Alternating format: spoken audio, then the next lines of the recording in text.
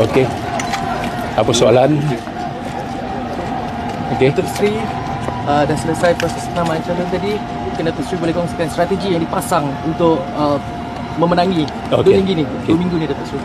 Semua Duling semua kita nak polis kan. InsyaAllah kita sedia maklum bahawa jentera telah kita gerakkan dan saya yakin persiapan kita telah uruskan.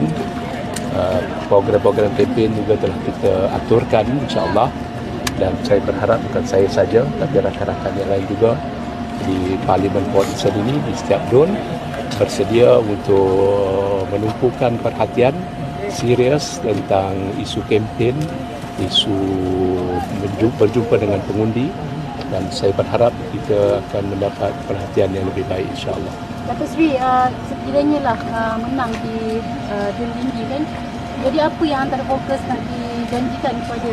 Kita bukan berjanji, saya tak berjanji, saya telah melaksanakan. InsyaAllah sebuah pelabuhan akan ada, kawasan penindasan akan ada.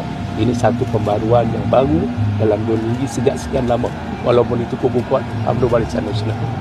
Jadi saya bukan nak menjanji-janji, saya tidak berjanji.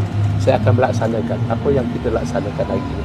Ini terbukti sejak kita bersama dan sejak kita juga melakukan, saya sebagai ahli parlimen dan sebelum itu Perdana Menteri sebagai ahli parlimen di sini sebagai ketua pembangkang. Okey. Datuk Seri, one more Datuk Seri, cabaran yang paling besar yang mungkin akan dihadapi. Ya, cabarannya saya pastinya ini adalah kubu Barisan Nasional. Saya pasti banyak cabarannya.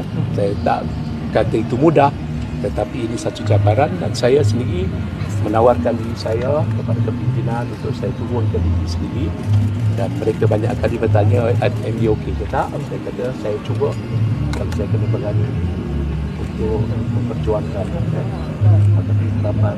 Terima kasih. Terima kasih Datuk Seri. Terima kasih semua. Assalamualaikum.